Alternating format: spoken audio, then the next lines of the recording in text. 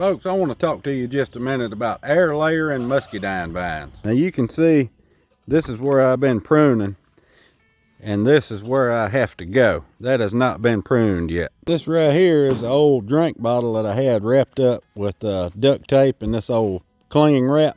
And I just cut that stem off from right there.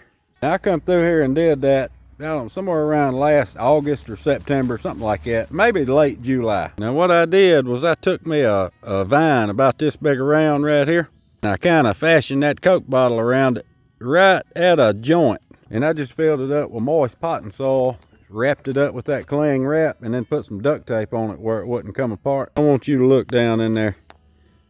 You see them roots in there? Now I done cut it loose from the vine, and I got a lot of the limbs pruned off of it already. It was a mess in here. It's amazing how fast these things will grow. But now I got a whole nother muscadine vine that I can carry down there to my other trellis and really expand on what we got going. I'm gonna carry y'all down there with me since y'all ain't got no legs. There's the blackberry operation we got going right there. My muscadine vines is right here on the end, and I got a few vines that didn't do too good. I think I'm gonna replace that one on the end down there. It just didn't stand up and do right. I was wrong. That one on the end did okay. It come on up last year. It's reaching the wire like it's supposed to. And here's the one that didn't do nothing, and it might be dead. No, it ain't dead. It's finna be. I'm gonna take my old case pocket knife and open this thing up. You can see how I split that water bottle when I put it on there. Now I got all that duct tape out of the way, you can see what I got. Look at all them roots in there. Now you can really see with that bottle out of the way. And I'm gonna run up there and get my post hole diggers. I think I'm gonna dig this hole to be about that deep, and I'm gonna let roots start coming off of this piece here too. Folks, you ain't got to have a lot of money to do this kind of stuff. Look at my trellis. This right here is a gaucho barbed wire, held up with old rusty T-post and a homemade irrigation system out of some old brittle PVC pipe.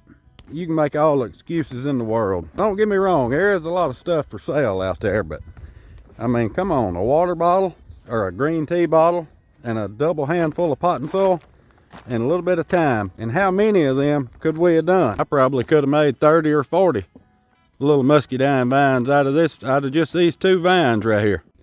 Y'all remember that iron triangle? Fast, easy, and good. You can pick two. Well, we left the fast out of this one. But, I mean, it's good and it's easy. I'm gonna mush this ball loose just a little bit. And I think I'm gonna bury it deep and sideways and let this stem come up right beside this one here. I don't think I'm gonna kill this one. I just ain't got it in me to kill something that's still living. It might turn into something one day.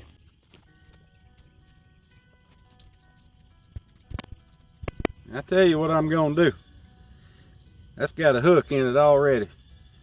I'm gonna hook that right there, and I'm gonna trim all this off. I want it to grow this away, not this away.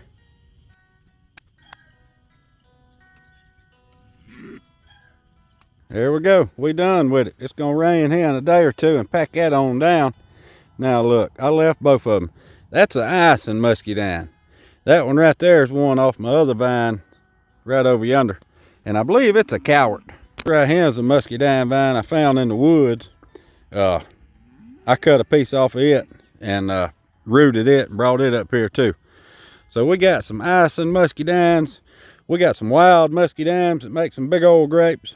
And we got another icing, and then my coward that I just planted right beside that one. I tell y'all what, it ain't nothing quite like getting a free muscadine vine.